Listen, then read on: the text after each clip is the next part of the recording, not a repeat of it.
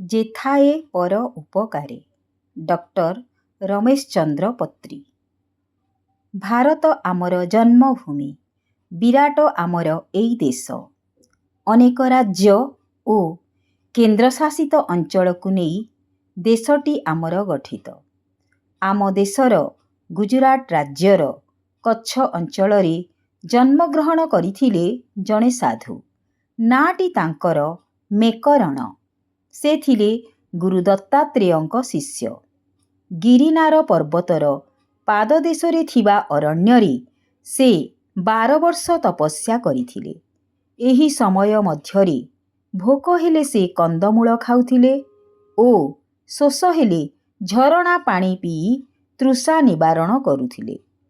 ଗୁରୁ ଦତ୍ତାତ୍ରେୟ ଯେତେବେଳେ ଜାଣିଲେ ଯେ ତାଙ୍କ ଶିଷ୍ୟ ମେକରଣ କଠୋର ତପସ୍ୟା କରୁଛନ୍ତି, ତାଙ୍କ ମନ ଆନନ୍ଦରେ ପୂରିଗଲା। ସେ ତାଙ୍କ ପାଖରେ ପହଞ୍ଚି ଆଶୀର୍ବାଦ କଲେ। ମେକରଣ ଦତ୍ତାତ୍ରେୟଙ୍କୁ କହିଲେ, ଗୁରୁଦେବ, ମୁଁ 12 ବର୍ଷ ଧରି ତପସ୍ୟା କରିସାରିଛି। ଏବେ ମୋତେ କ'ଣ କରିବାକୁ ହେବ ଦୟାକରି କୁହନ୍ତୁ। ଦତ୍ତାତ୍ରେୟ ତାଙ୍କୁ 2ଟି ତୁମ୍ବି ଦେଇ କହିଲେ, ପୁଅ, ତୁମେ ଯେଉଁ କଚ୍ଛ ଭୂମିରୁ ଆସିଛ, ସେଠାରେ ବହୁ ଅଞ୍ଚଳ ମରୁଭୂମି। ସେହି ମରୁଭୂମି ଅଞ୍ଚଳ ଦେଇ ଯାଉଥିବା ପଥିକମାନେ ପାଣି ନ ପାଇ ତୃଷାରେ କାତର ହୋଇ ପଡ଼ନ୍ତି। ପାଣି ଅଭାବରୁ ଅନେକ ସମୟରେ ସେମାନେ ମୃତ୍ୟୁ ମୁଖରେ ପଡ଼ନ୍ତି। ତୁମେ 2ଟି ଯାକ ତୁମ୍ବିରେ ପାଣି ନେଇ ସେମାନଙ୍କୁ ପ୍ରତିଦିନ ପିଇବାକୁ ଦେବ। ଏହା ହିଁ ତୁମ ପାଇଁ ହେବ ଏକ ମହତ୍ କାର୍ଯ୍ୟ। ଶିଷ୍ୟଙ୍କୁ ଏହି ପରାମର୍ଶ ଦେଇ ଦତ୍ତାତ୍ରେୟ ଚାଲିଗଲେ। ମେକରଣ ମଧ୍ୟ ଗିରିନାର ପର୍ବତରୁ ଫେରିଆସିଲେ ନିଜର କଚ୍ଛ ଭୂମିକୁ। ସେଠାରେ ସେ ବାଲିମାଟିରେ ଏକ କୁଡ଼ିଆ ତିଆରି କଲେ। ପ୍ରତିଦିନ ସେ ତୁମ୍ବିଗୁଡ଼ିକରେ ପାଣି ପୂରାଇ ଭାର ସାହାଯ୍ୟରେ ମରୁଭୂମିରେ ବହୁ ଦୂରକୁ ବୋହି ନେଉଥିଲେ। ଶୋଷରେ ବିକଳ ହୋଇ ପାଣି ମୁନ୍ଦାଏ ଖୋଜୁଥିବା ଯାତ୍ରୀମାନଙ୍କ ପାଖରେ ସେ ପହଞ୍ଚି ଯାଉଥିଲେ। ସେମାନଙ୍କୁ ପାଣି ପିଆଉଥିଲେ। ମରଣ ମୁହଁରୁ ମୁକୁଳି ଆସୁଥିବା ସେହି ମଣିଷମାନଙ୍କ ମୁହଁରେ ହସ ଫୁଟି ଉଠୁଥିଲା। ଏହା ଦେଖି ମେକରଣ ଖୁବ୍ ଖୁସି ହେଉଥିଲେ। ସନ୍ଧ୍ୟା ହେଲେ ସେ ଆଖପାଖ ଗାଁରୁ ଭିକ୍ଷା କରୁଥିଲେ। ଯାହା ମିଳୁଥିଲା ସେଥିରେ ବଞ୍ଚି ଯାଉଥିଲେ। କ୍ରମେ ମେକରଣ ବାର୍ଦ୍ଧକ୍ୟରେ ଉପନୀତ ହେଲେ। ସେ ଆଉ ବେଶୀ ପରିଶ୍ରମ କରିପାରିଲେ ନାହିଁ। ନିଜେ ରହୁଥିବା ସ୍ଥାନରେ ସେ ଗୋଟିଏ ଗଧ ଆଉ ଗୋଟିଏ କୁକୁର ପାଳିଲେ। କୁକୁରଟିର ନାଁ ଦେଇଥିଲେ ମୋତି ଆଉ ଗଧଟିର ନାଁ ଲାଲା। ଏଣିକି ସେ ତୁମ୍ବି 2ଟିରେ ପାଣି ଭରି ତାକୁ ଗଧ ପିଠିରେ ଓହଳାଇ ଦେଉଥିଲେ। ସାଙ୍ଗରେ ଗୋଟିଏ ଡବା ମଧ୍ୟ ଦେଉଥିଲେ। ଆଗରେ ଯାଉଥିଲା ମୋତି ଆଉ ତା ପଛେ ପଛେ ଚାଲୁଥିଲା ଲାଲା। ଯେଉଁଠି ମଣିଷମାନେ ପାଣି ବିନା ଛଟପଟ ହେଉଥିଲେ, ସେଇଠି ସେମାନେ ପହଞ୍ଚି ଯାଉଥିଲେ। ଶୋଷିଲା ମଣିଷମାନେ ଗଧ ପିଠିରେ ଓହଳିଥିବା ତୁମ୍ବିରୁ ଡବାରେ ପାଣି କାଢ଼ି ପିଉଥିଲେ। ସେମାନଙ୍କ ଜୀବନ ବଞ୍ଚି ଯାଉଥିଲା। ସନ୍ଧ୍ୟା ହେଲେ ମୋତି ଓ ଲାଲା ପୁଣି ଫେରି ଆସୁଥିଲେ କୁଡ଼ିଆ ପାଖକୁ। ମେକରଣ ଲାଲା ପିଠିରୁ ତୁମ୍ବି 2ଟି ଓହ୍ଲାଇ ଦେଉଥିଲେ। ଦିନବେଳା ମେକରଣ କେତେକ ସ୍ଥାନରୁ ଭିକ୍ଷା ସଂଗ୍ରହ କରି ନେଇ ଆସୁଥିଲେ। ତହିଁରୁ ସେ 2 ଭାଗ ମୋତି ଓ ଲାଲାକୁ ଦେଉଥିଲେ। ଆଉ ଗୋଟିଏ ଭାଗ ନିଜେ ଖାଉଥିଲେ। ବେଳେବେଳେ କୌଣସି ଭୋକିଲା ଯାତ୍ରୀ ଯଦି ତାଙ୍କ ନିକଟରେ ପହଞ୍ଚୁଥିଲା, ତାକୁ ବି ସେ ନିଜ ଭାଗର ଖାଦ୍ୟ ଦେଇ ଦେଉଥିଲେ। କ୍ଷୁଧାର୍ତକୁ ଖାଦ୍ୟ ଦେଇପାରୁଥିବାରୁ ପରମ ତୃପ୍ତି ଲାଭ କରୁଥିଲେ। ଥରେ କଚ୍ଛ ରାଜ୍ୟର ରାଜା ସେହି ଅଞ୍ଚଳକୁ ଶିକାର କରିବାକୁ ଆସିଲେ। ତାଙ୍କ ସହିତ ଥିଲେ କେତେକ ରାଜକର୍ମଚାରୀ। ରାଜା ସାରାଦିନ ବୁଲି ବୁଲି କୌଣସି ଜନ୍ତୁକୁ ପାଇଲେ ନାହିଁ। ସନ୍ଧ୍ୟାବେଳକୁ କିଛି ସମୟ ବାକି ଥାଏ। ସେହି ମରୁଭୂମିରେ ସେ ମେକରଣଙ୍କ ଗଧ ଓ କୁକୁରକୁ ଦେଖିଲେ। ତାଙ୍କର ଆଶ୍ଚର୍ଯ୍ୟର ସୀମା ରହିଲା ନାହିଁ। କର୍ମଚାରୀମାନଙ୍କୁ ପଚାରିଲେ, ଏହି ମରୁଭୂମିରେ ଗଧ ଆଉ କୁକୁର କେଉଁଠୁ ଆସିଲେ? ଏଠାରେ ତ ଚିତାବାଘର ଭୟ ରହିଛି।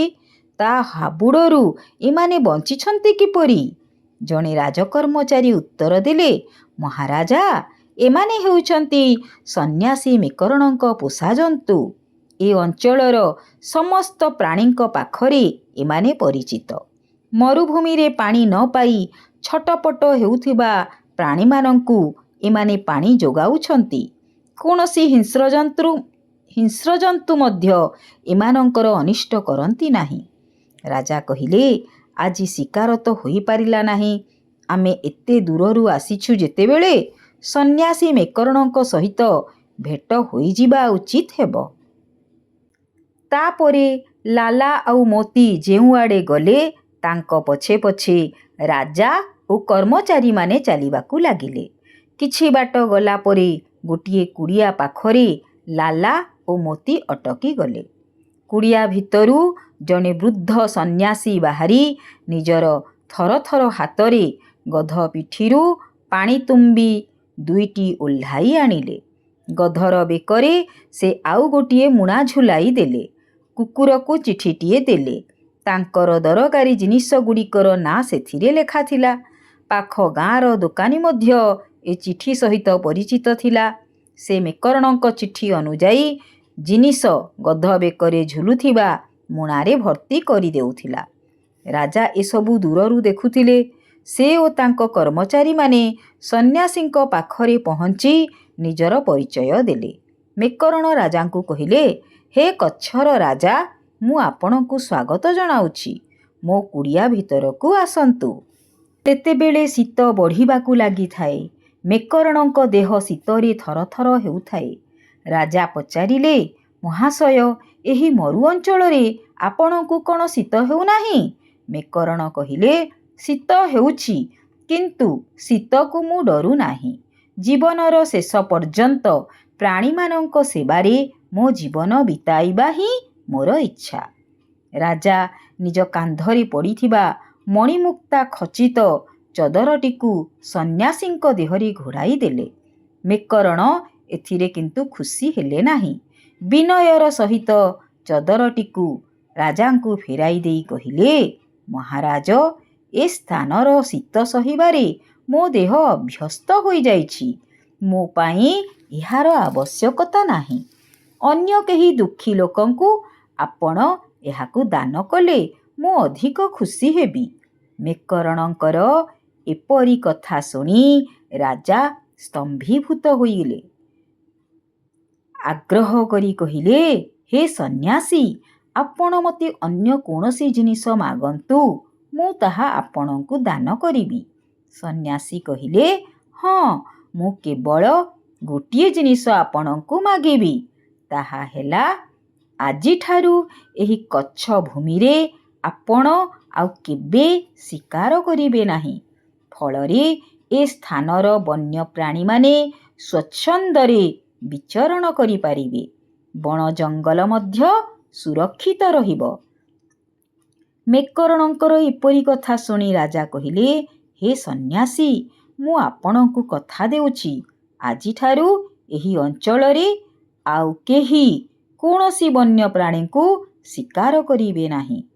ତାପରେ ରାଜା ନିଜ ଉଆସକୁ ଫେରି ଆସିଲେ।